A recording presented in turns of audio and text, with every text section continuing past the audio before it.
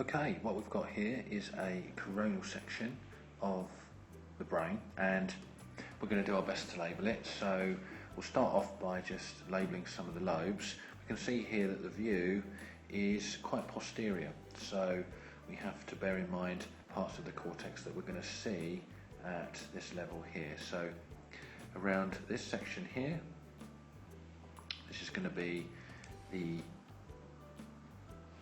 temporal lobe, and this section around here is going to be the parietal lobe. Okay, so we've got a temporal lobe this side and this side, parietal lobe here and parietal lobe there. We have the longitudinal fissure in the midline, just here. We have the body of the lateral ventricle in here. This structure in green is the corpus callosum, and this structure in red on each side here is part of the body of the fornix. This is the major outflow from the hippocampus and part of the Pepper circuit. So body of fornix there. We're going to clear these diagrams now, and so we can start again and label some other structures. So we've also got a thalamus in here. So thalamus, we have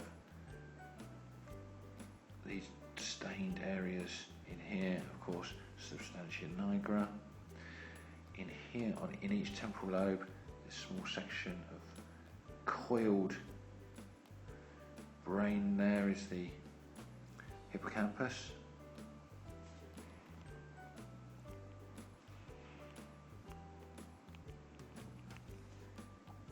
And in here we have part of the middle cerebellar peduncle, which is of course in the pons.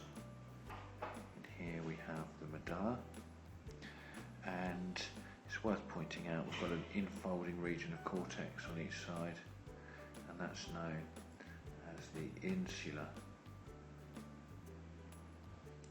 like that. Let's then create some more room for ourselves and have a look at some of the other structures. We've got a couple of structures in here. This is the head of the caudate nucleus, part of the basal ganglia. We also have the red nuclei in here, like this. It's the red nucleus, which is part of the midbrain. We have the posterior limb of the internal capsule, which is running down here on each side. So that is posterior limb of the internal capsule, so IC for internal capsule. And in continuation with that, we have part of the midbrain called the cerebral crus or crus. So that's part of the midbrain as well. Corticospinal tract fibres will run anteriorly through there. It's probably also worth pointing out that this space just in here is the inferior horn of the lateral ventricle, and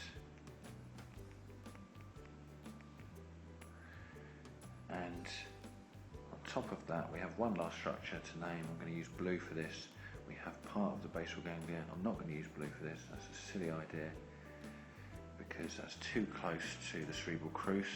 So I'm going to use this yellow colour just to highlight another part of the basal ganglia in here called the putamen.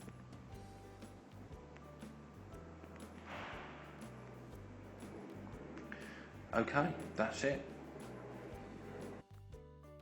Thank you very much for watching, and remember to subscribe to Soton Brain Hub for more videos to help explain the mysteries of the brain.